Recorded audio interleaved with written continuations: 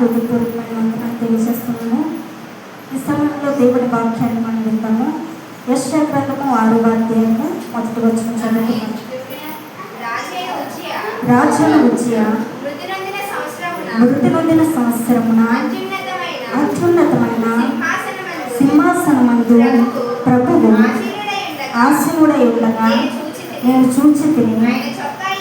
ఆయన చొక్కాయి అంచులు దేవాలయమును నిండుకొనెను. ఆయనకు పైగా శరాపులు నిలిచి ఉండేవి.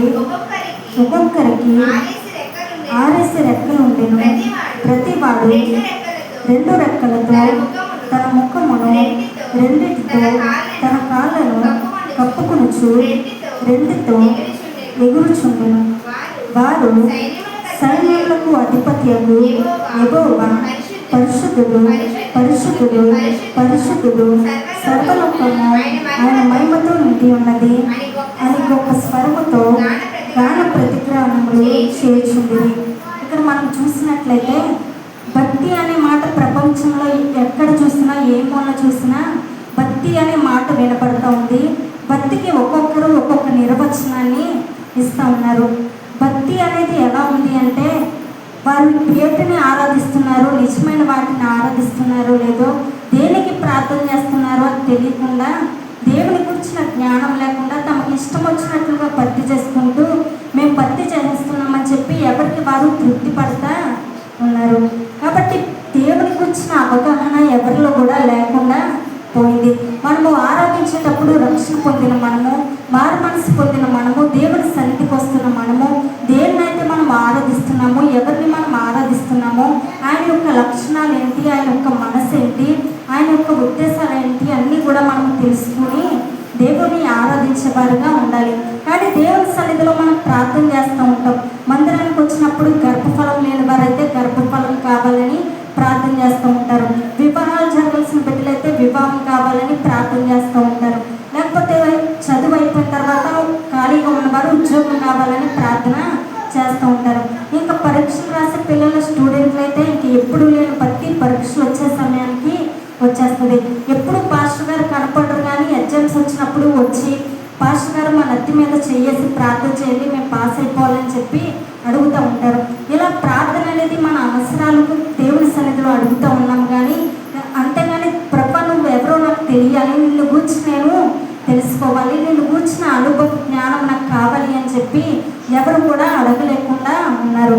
కాబట్టి ఎవరికి నచ్చిన భక్తి వారు చేసుకుంటూ భక్తికి నిర్వచనం లేకుండా ఇష్టం వచ్చినట్లుగా చేసుకుంటూ ఉన్నారు. కానీ దేవుని గురించిన జ్ఞానం మనకి ఉండాలి. దేవుని లక్షణాలు ఏంటి, ఆయన గుణగణాలు ఏంటో మనము తెలుసుకునేవారిగా ఉండాలి. దేవుని తెలుసుకుని మనం ప్రార్థన చేసినప్పుడు, దేవుని మనం తెలుసుకున్నప్పుడు ఆయన ఎవరో మనకి పూర్తిగా అర్థమవుతుంది. ఇప్పుడు దేవుని గురించిన జ్ఞానం మనకి ఉండాలి. కానీ చాలామంది దేవుని గురించిన జ్ఞానం లేకుండా అంతత్వంలోనే వారు బ్రతుకుతూ ఉన్నారు. దేవుని గురించిన జ్ఞానం అనేది లేకుండా ఇళ్ళలోకి సంబంధమైనటువంటి దేవత మన మనోనేత్రాలకి గుడ్డితనాన్ని కలుగు చేయడాన్ని బట్టి దేవుడు ఎవరు అనేది మనము తెలుసుకోలేకుండా ఉంటూ ఉన్నాం. కానీ దేవుని గురించిన జ్ఞానం మనకి ఉండాలి. దేవుని గురించిన అనుభవ జ్ఞానంలోకి మనము రావాలి. దేవుని గురించిన జ్ఞానం వేరు, అనుభవ జ్ఞానము వేరు. రెండు కూడా తేడా ఉంది, రెండింటికి కూడా తేడా ఉంది. కాబట్టి దేవుని గురించిన అనుభవ జ్ఞానంలోకి మనము రావాలంటే ఆయన లక్షణాలు, ఆయన గుణగణాలు మనము తెలుసుకోవాలి. దేవుని మనసు ఏంటి అనేది మనము తెలుసుకోగలిగిన వారిగా ఉండాలి. ఇక్కడ మనం చదివిన వాక్య భాగాన్ని మనం చూసినప్పుడు రాజైన ఉజ్జియా మృతి నొందిన తరువాత అక్కడున్న ప్రజలందరూ కూడా అనుకుంటూ ఉన్నారు, రాజైన ఉజ్జియా మృతి నొందాడు కదా, కాబట్టి ఇప్పుడు ఈ రాజు తర్వాత మనకి తర్వాత వచ్చే రాజు ఎవరు, తర్వాత ఎవరు మనల్ని పరిపాలన చేస్తారు అని చెప్పేసి అందరూ కూడా అనుకుంటున్న ఈ సమయంలో ఈ వాక్యంలో మనం 3 మాటలు గమనిస్తాము. అందులో మొదటి మాట ఏంటి అంటే, మళ్ళీ మొదటి వచ్చిన చదువుతాము. రాజైన ఉజ్జియా మృతి నొందిన సంవత్సరమున అత్యున్నతమైన సింహాసనమునందు ప్రభువు ఆసీనుడై ఉండగా నేను చూచితిని. ఇప్పుడు యెషయా భక్తుడు ఏం చేస్తా ఉన్నాడు అంటే, అత్యున్నతమైన సింహాసనమునందు రాజయ్యుట ప్రభు కూర్చుండుట చూస్తాడు. కాబట్టి అత్యున్నతమైన సింహాసనం మీద ప్రభు ఏం చేస్తా ఉన్నాడు అంటే ఆయన కూర్చొని ఉన్నాడు. ఆయన గొప్ప తెలియాలి. దేవుని యొక్క ఔన్నత్యం ఏంటో మనకి తెలియాలి.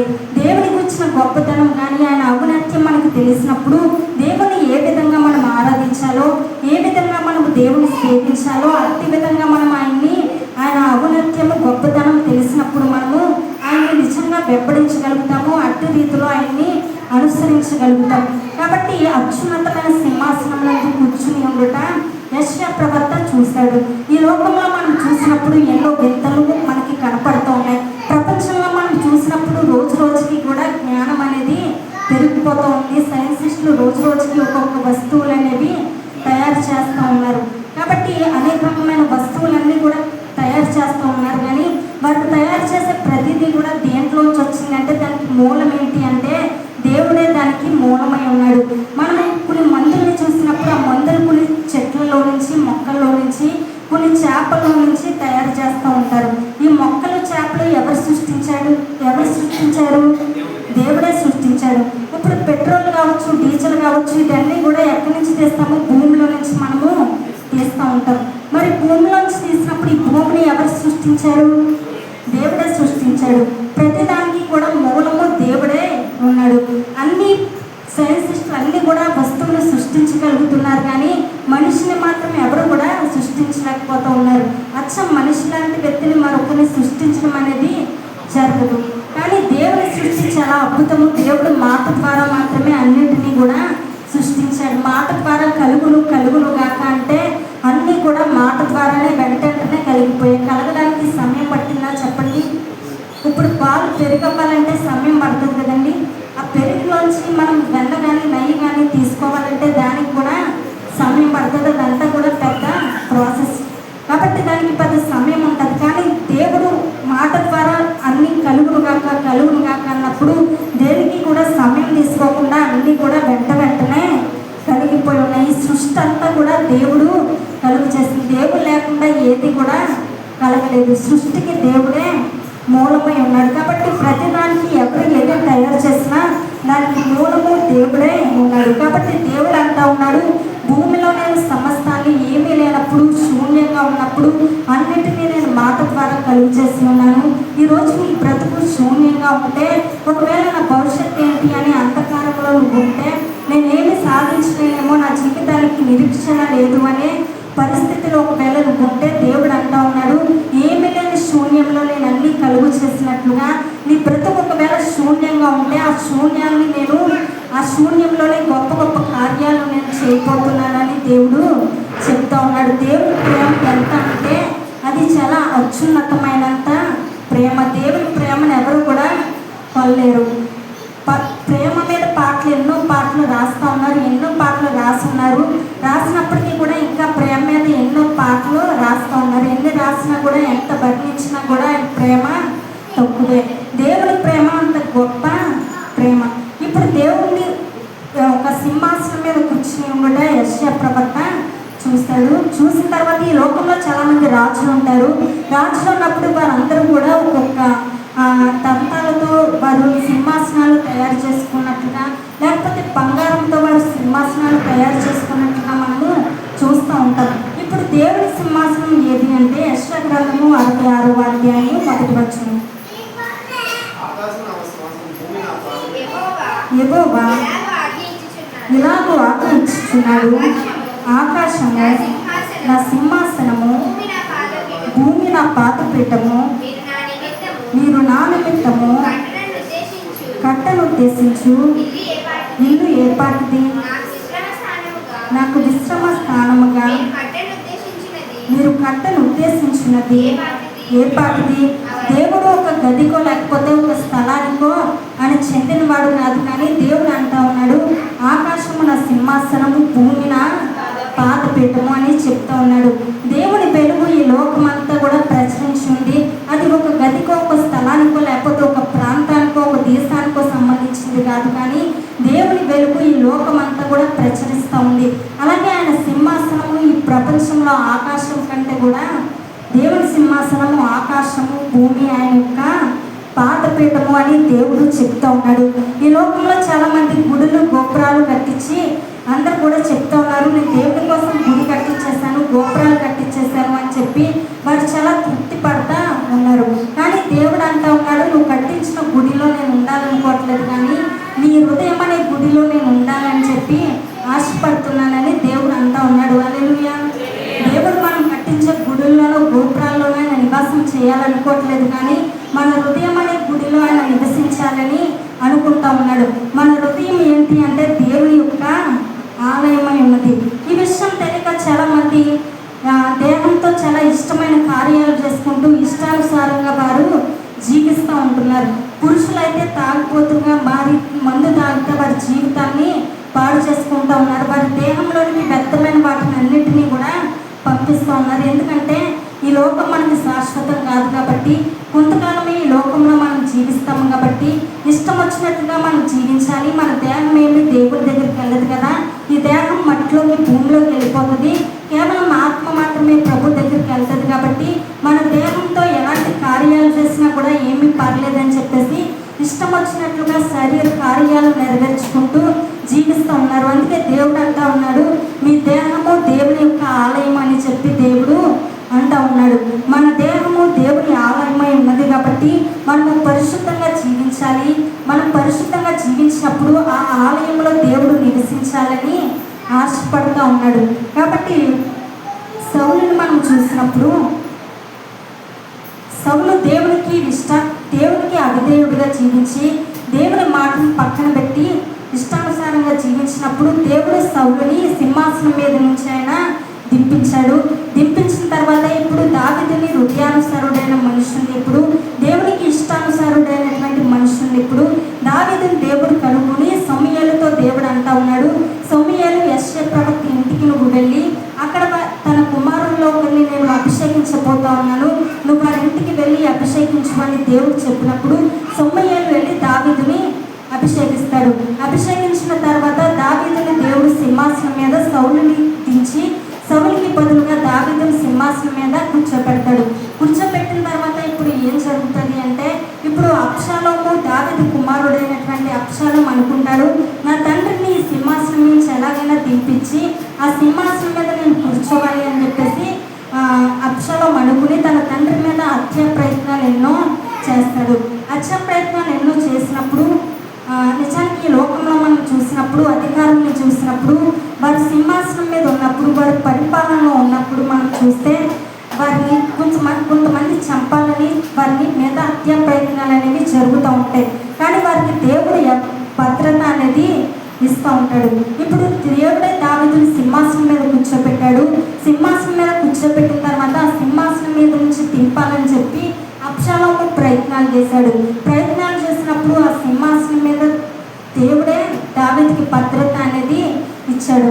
దేవుడు సింహాసనం ఎప్పుడు కూడా కదల్చబడే సింహాసనము కాదు. మనుషుల సింహాసనం కదల్చబడుతూ ఉంటుంది, కానీ ఆయన సింహాసనం ఏనాటికి కూడా కదల్చబడేది కాదు. కీర్తనలో 145లో మనం చూస్తే 13వ వచనం చదువుతాము.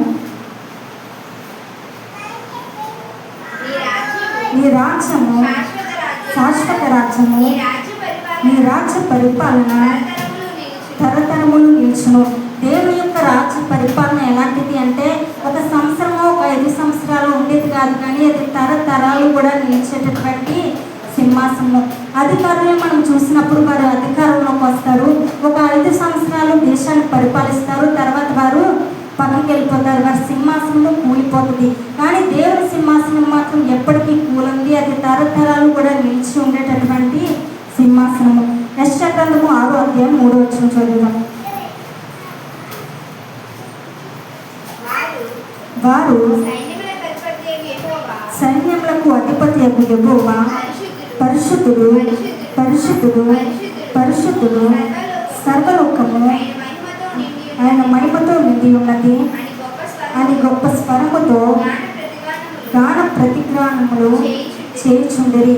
ఇప్పుడు ఇక్కడ దేవుని దూతలు ఏం చేస్తూ ఉన్నారు అంటే, వారు పరిశుద్ధుడు పరిశుద్ధుడు పరిశుద్ధుడు అని చెప్పి గాన ప్రతిగానాలు వారు చేస్తా ఉన్నారు. దేవుని దూతలు దేవుని స్తుతిస్తూ ఉన్నారు. మనము బైబిల్ గ్రంథంలో చూసినప్పుడు దేవుని దూతలు వారు ఎలా పనిచేసేవారు అంటే, భూమి మీదకి వచ్చి వారు యుద్ధాలు చేయడానికి, లేకపోతే దేవుని దగ్గర నుంచి సమాచారము వర్తమానం తెలుసుకుని అది భూమి మీద ఉన్న ప్రజలకు తెలియజేయడానికి, వర్తమానం మోసుకుని రావడానికి వారు పని చేస్తూ ఉండేవారు. ఆ విధంగా దేవుడి దూతల్ని దేవుడు ఉపయోగించుకుంటూ ఉండేవాడు. తర్వాత ఈ సందర్భంలో మనం చూసినప్పుడు దేవుని దూతలు ఏం చేస్తూ ఉన్నాయంటే పరిశుద్ధుడు పరిశుద్ధుడు అని చెప్పి దేవుని దూతలు వీరు దేవుని ఆరాధిస్తూ ఉన్నారు, స్తుతిస్తూ ఉన్నారు. మనం చూసినప్పుడు ఈ లోకంలో మనం చూసినప్పుడు కొద్ది సంవత్సరాల క్రితము రాజీవ్ గాంధీ గారు అని చెప్పేసి ఆయన ప్రైమ్ మినిస్టర్గా పనిచేసేవారు. పనిచేసే సమయంలో ఆయన ఒక ప్రాంతానికి వెళ్ళారు. ప్రాంతానికి ఒక మీటింగ్కి వెళ్ళినప్పుడు అక్కడ చాలామంది సెక్యూరిటీ ఆయనతో పాటు ఉన్నారు. సెక్యూరిటీ ఆయనతో పాటుగా ఉన్నప్పుడు చాలామంది జన సమూహం ఆయన చుట్టూ ఉన్నారు. ఉన్నప్పుడు అందరూ కూడా ఆయనకి సెకండ్ ఇవ్వాలని, ఆయన దగ్గర కలవాలని, ఆయనతో మాట్లాడాలని అందరూ కూడా చాలా ఎదురు చూస్తూ ఉన్నారు. అలాంటి సమయంలో కామంట అక్కడ దూరంగా నిలబడి చేతిలో దండ పట్టుకుని చెయ్యి ఊపుతూ ఉందంట రాజీవ్ గాంధీ గారికి.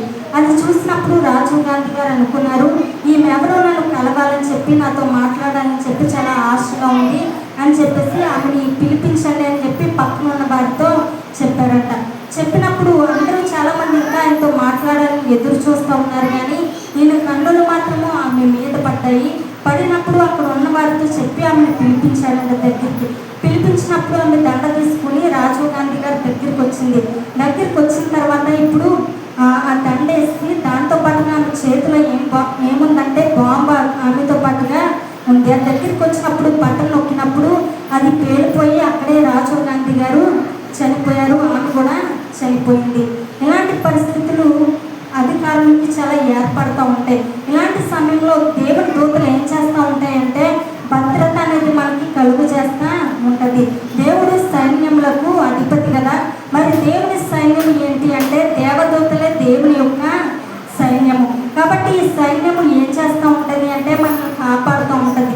మనం చాలా సందర్భాల్లో ప్రయాణాలు చేసేటప్పుడు మన ప్రయాణాలన్నింటిలో కూడా దేవుని దూత మనల్ని కాపాడుతూ ఉంటుంది. దేవుని వాక్యంలో ఉంది కదా, దేవుని దూత మనల్ని కాపాడుతూ ఉంటుంది. దేవుని దూత మనల్ని ఎన్నోసార్లు మన కంటికి కనిపించలేని ఎన్నో అపాయాల నుండి కూడా దేవుని దూత మనల్ని కాపాడేదిగా ఉంటుంది. దేవుడు తన దూతను మనల్ని కాపలి కాసేదానిగా దేవుడు పెట్టి ఉన్నాడు. ఏప్రిల్ పత్రిక 1:14 చదువుతాము.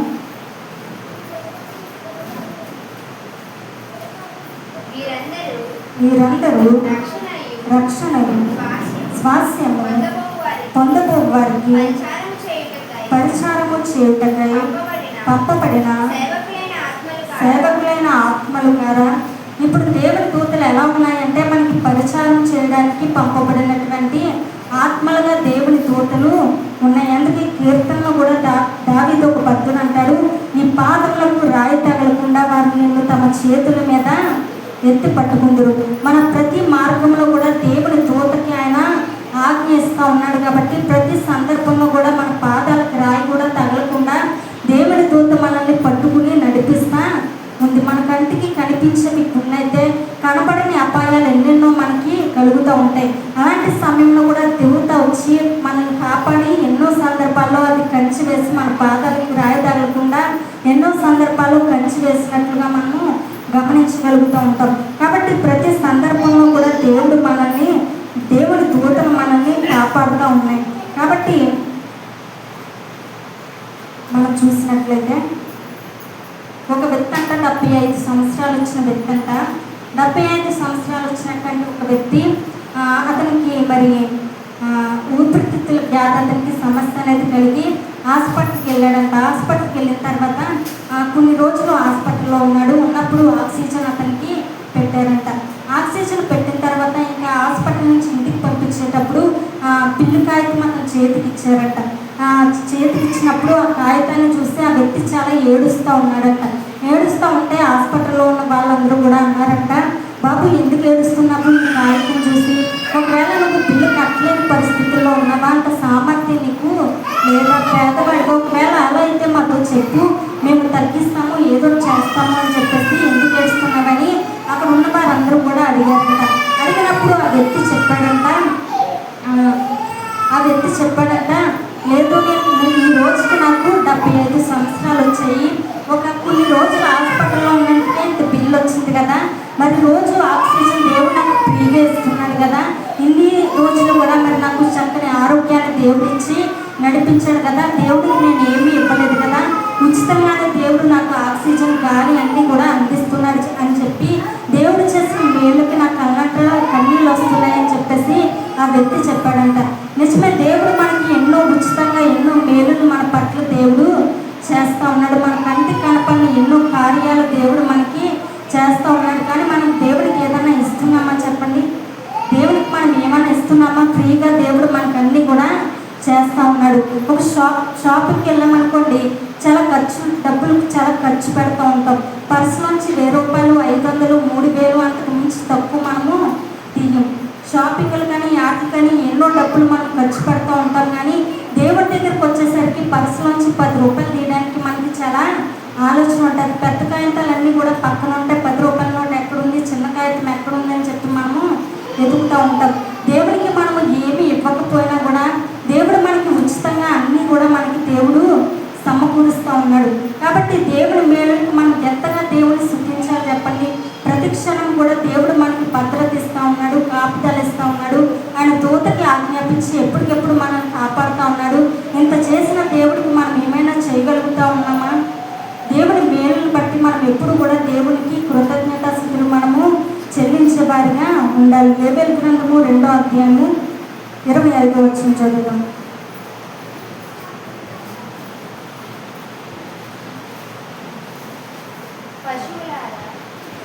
యోవేలు గ్రంథము 2వ అధ్యాయము 25వ వచనం.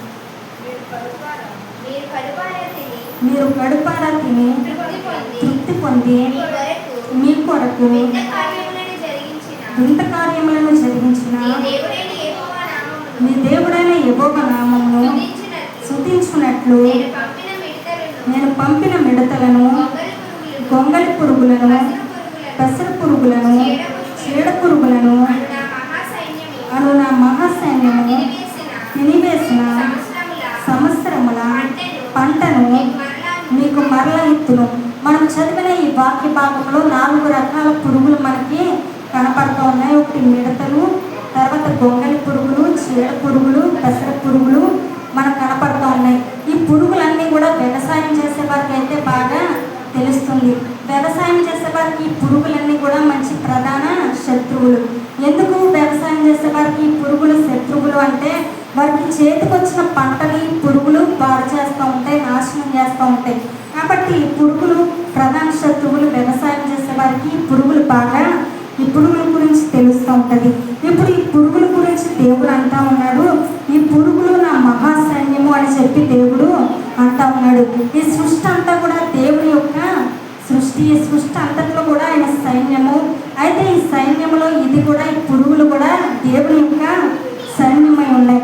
మనము నిర్గమకాండంలో చూస్తే ఐగుప్తు దేశంలోనికి, ఐగుప్తు యొక్క శత్రువులకు, మరి ఇశ్రాయేలు యొక్క శత్రువులకి మరి బుద్ధి చెప్పడానికి, అలాగే ఫరో హృదయాన్ని అతను మార్చడానికి మిడతల దండుని, అలాగే ఆయన సైన్యాన్ని అక్కడికి పంపించాడు.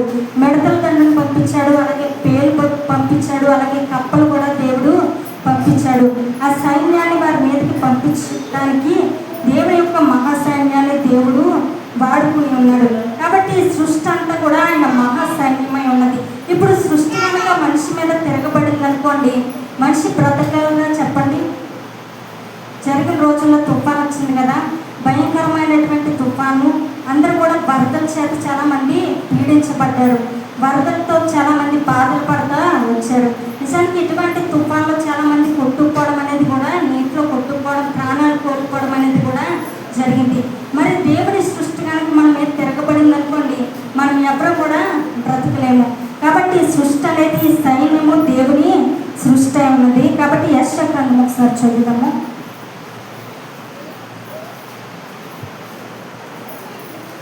6వ అధ్యాయము 3వ వచనం.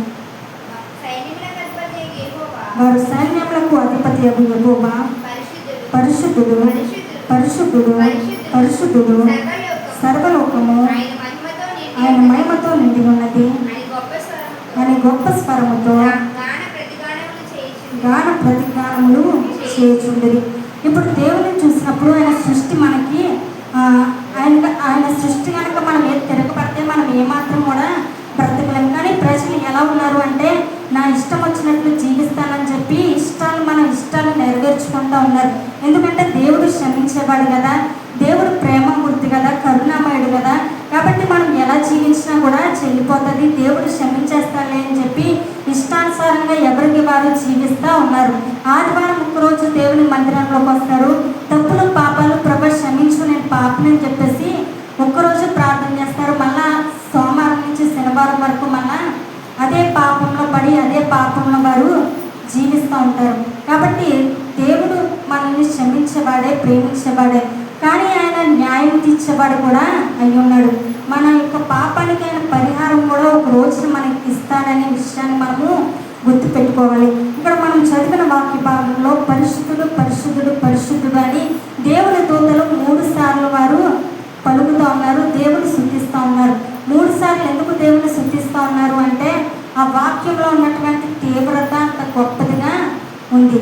దేవుడు చాలా గొప్పవాడు, ఆయన ఔన్నత్యం కలిగిన వాడు, ఆయన పరిశుద్ధుడు కాబట్టి పరిశుద్ధుడు పరిశుద్ధుడు అని చెప్పి దేవుని దూతలు పొగుడుతూ ఉన్నాయి. కాబట్టి ఈ లోకంలో చాలా మందిని మనం చూసినప్పుడు చాలా పుస్తకాలు ఉన్నాయి, ఎంతోమంది గొప్ప గొప్ప రచయితలు గొప్ప గొప్ప పుస్తకాలన్నీ కూడా రాసి ఉన్నారు. వారు రాసిన పుస్తకాలు కోట్ల కొలదిగా కాపీలు అమ్ముడిపోయిన పుస్తకాలు ఉన్నాయి, రికార్డులు వచ్చిన పుస్తకాలు ఉన్నాయి, అలాగే గిన్నిస్ బుక్లోకి ఎక్కిన పుస్తకాలు కూడా ఎన్నో ఉన్నాయి. కానీ దేవుని మించిన పరిశుద్ధ గ్రంథాన్ని మించిన పుస్తకం మరొకటి ఏది కూడా లేదు. ఆయన గ్రంథము చాలా పరిశుద్ధమైనది, ఎందుకంటే దేవుడు పరిశుద్ధమైన వాడు కాబట్టి ఆయన రాసిన పుస్తకము కూడా పరిశుద్ధమైనదిగా ఉంది. మన దేవుడు ఎవరు అంటే పరిశుద్ధమైన దేవుడు. ఇప్పుడు యెషయా ప్రవక్త దేవుడు సింహాసనం మీద కూర్చుని ఉండట యెషయా ప్రవక్త చూశాడు. చూసిన తర్వాత ఆయన హృదయం ఎలా ఉంది అంటే, ఇప్పుడు అతని స్పందన ఎలా ఉంది అంటే మనం చూసినప్పుడు ఒక్కొక్కరు ఒక్కోలా స్పందిస్తూ ఉంటాం. ఇప్పుడు ఆయన స్పందన ఎలా ఉంది అంటే మనం చదువుదాము 6వ అధ్యాయము 5వ వచనం. అయ్యో నేను అపవిత్రమైన పెదవులు గలవాడను, అపవిత్రమైన పెదవులు గల జనుల మధ్యను నివసించువాడను, నేను నశించింది. చాలా ఇప్పుడు దేవుని సింహాసనం మీద కూర్చుని ఉండట యెషయా ప్రవక్త చూశాడు. చూసిన తర్వాత ఆయన స్పందన ఏంటి అంటే ఎలా ఆయన స్పందించున్నాడు అంటే యెషయా ప్రవక్త అంటున్నాడు, అయ్యో నేను అపవిత్రమైన పెదవులు గలవాడును. దేవునికి ఎప్పుడైతే మనం దగ్గరగా వస్తామో, ఆయన మనం ఎప్పుడైతే దగ్గరగా చూస్తామో మనలో ఉన్న తప్పులు లోపాలు అనేవి మనకి తెలుస్తూ ఉంటాయి. దేవునికి మనము దూరంగా ఉన్నంతసేపు కూడా మన లోపాలు మన పాపాలు మనకి తెలియదు, కానీ దేవుడి దగ్గరికి వచ్చినప్పుడు మన తప్పేంటి అనేది తెలుస్తూ ఉంటుంది. ఇప్పుడు రెడీ అవ్వడానికి అర్థం దగ్గరికి వస్తాం, అర్థం దగ్గరికి వచ్చినప్పుడు మన లోపాలు తెలుస్తూ ఉంటాయా లేదా, మనకి ఏది సరిగ్గా లేదు, ఏది తక్కువైంది లేకపోతే ఏది ఎక్కువైంది అన్నీ కూడా మనకి తెలుస్తూ ఉంటాయి. అలాగే దేవుడికి దూరంగా ఉన్నంతసేపు కూడా మనం అనుకుంటాము నేను చాలా కరెక్ట్గా ఉన్నాను, నాలో ఏ పాపం కూడా లేదు, ఏ తప్పు కూడా లేదు అని చెప్పి అనుకుంటూ ఉంటాం. కానీ దేవుడికి మనం ఎప్పుడైతే దగ్గరగా వస్తామో అప్పుడు మన పొరపాట్లు అనేవి తెలుస్తూ ఉంటాయి. ఇప్పుడు యెషయా ప్రవక్త దేవునికి దగ్గరగా వచ్చాడు, దేవుణ్ణి చూశాడు. చూసిన తర్వాత ఇప్పుడు యెషయా ప్రవక్త అంటున్నాడు, నేను అయ్యో అపవిత్రమైన పెదవులు గలవాడను అని చెప్పేసి అంటా ఉన్నాడు. మార్కు సువార్త 7వ అధ్యాయము 20వ వచనం చదువుతాం.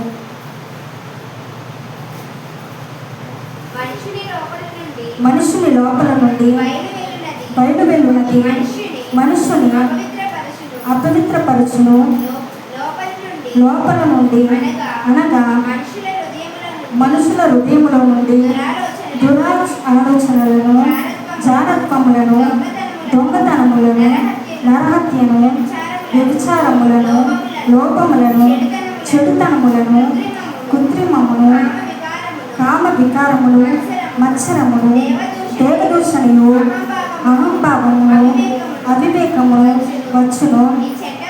ఈ చెడ్డవన్నీయు లోపల నుండి బయలు వెళ్ళి మనుషుని అపవిత్రపరచునని ఆయన చెప్పెను. ఇప్పుడు ఇవి లోపల నుండి వచ్చే ప్రతిదీ కూడా మనిషిని ఏం చేస్తుంది అంటే అపవిత్రపరుస్తూ ఉంటుందంట. ఇప్పుడు యెషయా ప్రవక్తను చూసినప్పుడు ఇతను ఒక ప్రవక్తగా ఉన్నాడు, ఇతను దేవుని సువార్తని ప్రకటించే వ్యక్తిగా ఉన్నాడు. ఇప్పుడు దేవుని మాటలు ఇతను నోటితో చెప్పే వ్యక్తిగా ఉన్నాడు. అయినప్పటికీ కూడా దేవుని ప్రకటించే వ్యక్తి అయినప్పటికీ కూడా అంటా ఉన్నాడు, అయ్యా నేను అపవిత్రమైన పెదవులు గలవాడిని అని చెప్పేసి అంటా ఉన్నాడు.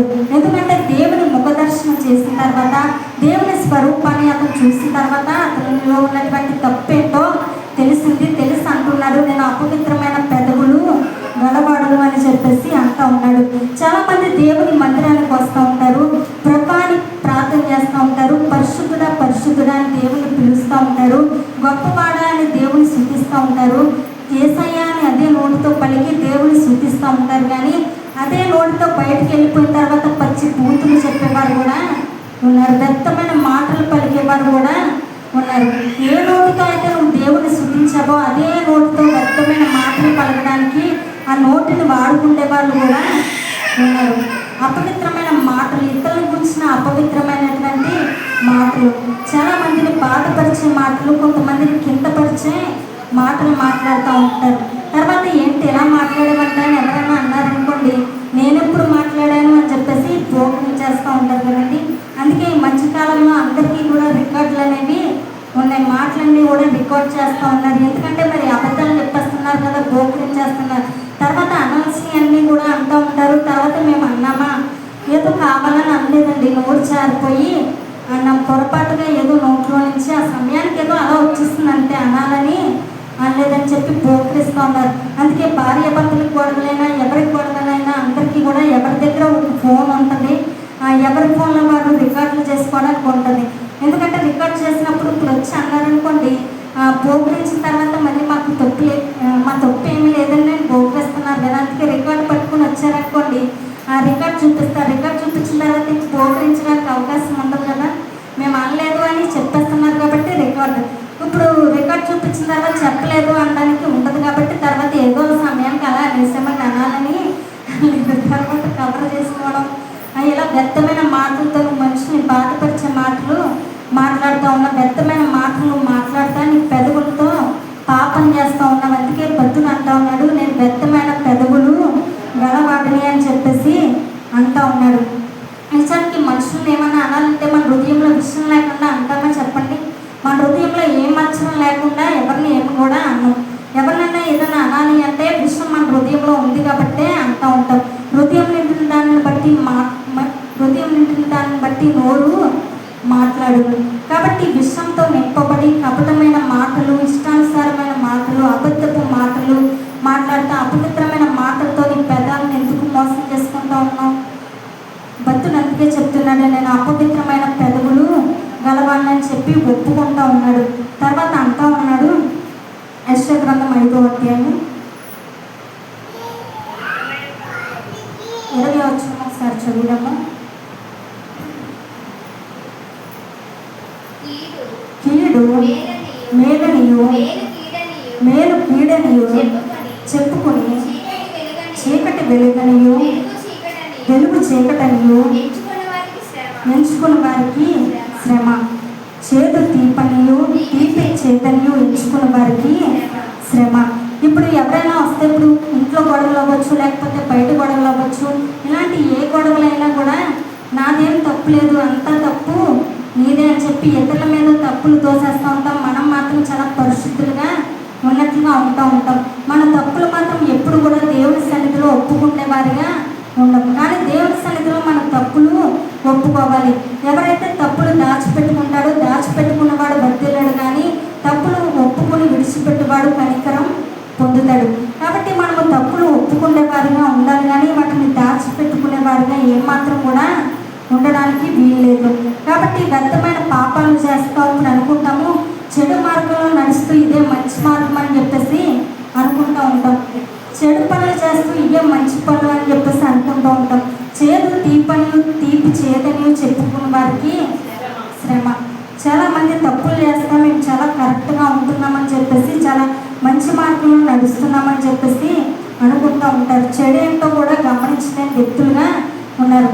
పైగా యెషయా ప్రవక్త మరో మాట అంటున్నాడు, నేను అపవిత్రమైన పెదవులు గలవాడిని అని చెప్పేసి అంటున్నాడు. తర్వాత మళ్ళీ అంటున్నాడు, అపవిత్రమైన పెదవులు గలవారి మధ్య నేను నివసించున్నాను. ఎక్కడ నివసిస్తున్నాం మనం అంటే అపవిత్రమైన పెదవులు గలవారి మధ్య మనము నివసిస్తూ ఉన్నాం. ఇప్పుడు వారు చెడిపోయేది కాదు, మనల్ని కూడా చెడగొట్టడానికి చూస్తూ ఉంటారు. ఇప్పుడు మందు తాగే వాళ్ళు ఉన్నారనుకోండి, వారు వెళ్తూ ఉంటారు, వారు వెళ్ళేది కాకుండా తాగేది కాకుండా ఇంట్లో భార్యకి పిల్లలకి భోజనం పెట్టాలి, డబ్బులు ఇవ్వాలనేది కూడా ఉండదు. వాళ్ళ ఆకలితో అలా వదిలేసి ఆ డబ్బులు పట్టుకుని వెళ్ళి మందు తాగడానికి ఉపయోగిస్తూ ఉంటారు. వారు తాగేదే కాకుండా ఇంకా పక్కన పక్కన ఉన్న వాళ్ళకి కూడా, ఫ్రెండ్స్కి కూడా మందు పట్టిస్తూ ఉంటారు. ఇప్పుడు మీరు చెడిపోయేదే కాకుండా పక్క వారిని కూడా చెడగొడుతూ ఉన్నారు. ఇలా చెడగొడుతూ ఉన్నప్పుడు అనుకుంటూ ఉంటారు, వారు అనుకుంటారు, అబ్బా నా రూపాయి ఒకటి కూడా ఖర్చు అవ్వకుండా మా ఫ్రెండ్ నాకు భలే ఫ్రీగా మందు పట్టిస్తున్నాను, నేనంటే ఎంత ప్రేమో అని చెప్పేసి అనుకుంటూ ఉంటాడు. ఇది తప్పనే విషయం కూడా గ్రహింపు రాదు. ఎంతో ప్రేమ, ఇది చెడు కూడా మంచిదిగా కనపడుతోంది. నా ఫ్రెండ్ నా దేహము దేవుని ఆలయము కాబట్టి అపవిత్రమైనవి నేను తీసుకోకూడదు అనే విషయం ఇతనికి తెలియదు. ఇంకా అపవిత్రమైనవి లోపలికి పంపిస్తా అనుకుంటాడు. నా ఫ్రెండ్కి ఎంత ప్రేమో, నా డబ్బులు ఖర్చు అవ్వకుండా నాకు ఫ్రీగా మందు పట్టిస్తున్నాడని చెప్పేసి అనుకుంటూ ఉంటాడు. అంటే ఇప్పుడు చెడుని ఏమనుకుంటున్నాడు? మంచి అనుకుంటున్నాడు. ఇప్పుడు చెడ్డదాన్ని మంచి అనుకుంటున్నాడు, చీకటిని వెలుగు అనుకుంటూ ఉన్నాడు. కాబట్టి ఇలాంటి ప్రజల మధ్య మనం ఉండి అపవిత్రులుగా మార్చబడుతూ ఉన్నాం.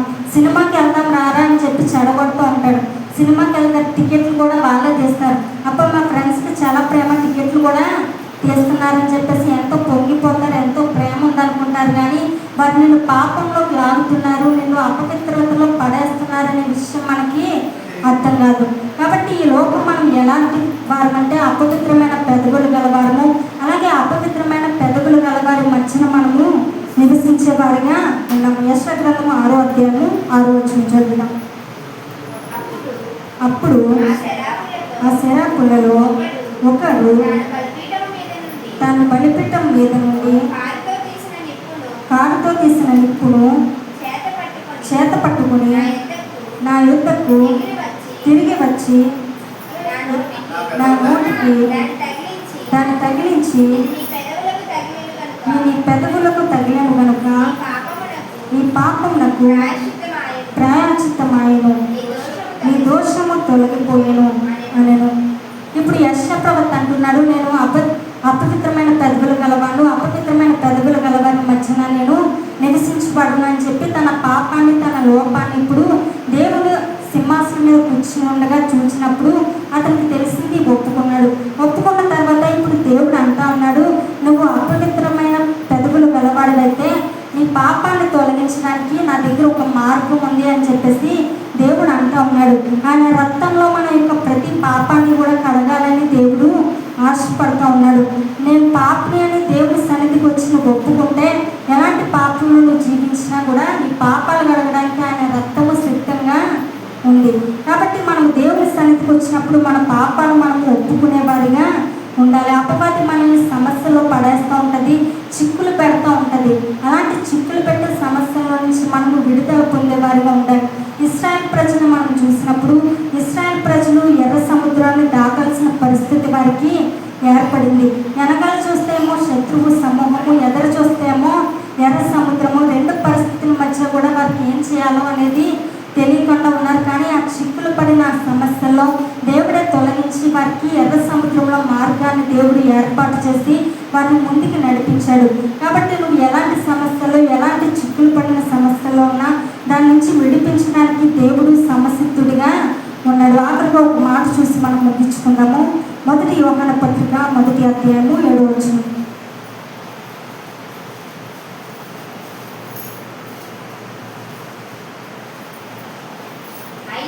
అయితే ఆయన వెలుగులో ఉన్న ప్రకారము మనమును వెలుగులో నడిచిన ఎడల మనము అన్యోన్య సహవాసము గలవారమై ఉందుము.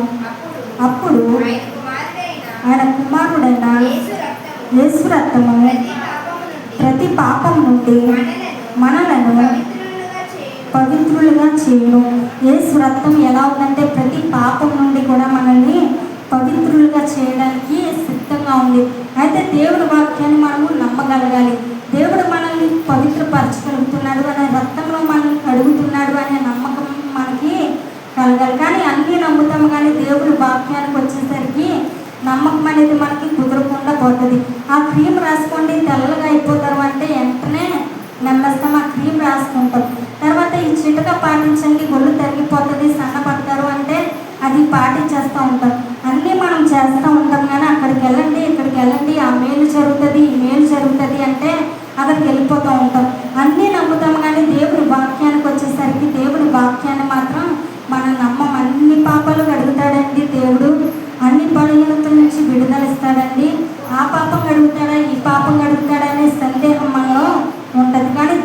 చెప్తున్నాడు, ప్రతి పాపం నుండి కూడా మీకు విడుదల అనేది నేను ఇస్తాను. నా రక్తంలో ప్రతి పాపాన్ని కూడా కడుగుతాను. అది ఎలాంటి పాపమైనా ఎలాంటి సమస్య అయినా నువ్వు దేవుని దగ్గరికి వస్తే దేవుడు తన రక్తంలో నీ పాపాలు కడగపోతూ ఉన్నాడు. అయితే నువ్వు ముందుగానే దేవుడి సన్నిధికి రావాలి. అనారోగ్యం వచ్చిందనుకోండి, హాస్పిటల్కి ముదిరిపోయిన తర్వాత వెళ్ళామనుకోండి, డాక్టర్లు అంటారు ఇంక ప్రయోజనం ఏమీ కూడా లేదు, బాగా ముదిరిపోయింది, ఇప్పుడు ఏ వైద్యం చేసినా కూడా పని అవ్వదు అనేసి చెప్తారు.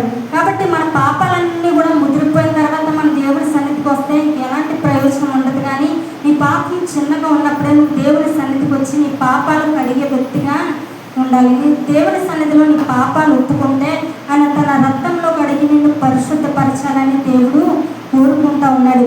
యెషయా ప్రవక్తకి దేవుడి దూత యొక్క నిప్పును తీసుకొచ్చి తన ముట్టికి తగిలించినప్పుడు అతని పెదవులు పవిత్రమైనవిగా మార్చబడ్డాయి. కాబట్టి దేవుడు సింహాసనం మీద కూర్చుని ఉండట యెషయా ప్రవక్త చూచాడు. చూసిన తర్వాత ఇప్పుడు దేవుడు యెషయా ప్రవక్త తన సన్నిధిలో ఇప్పుడు తన పాపాలు ఒప్పుకున్నాడు.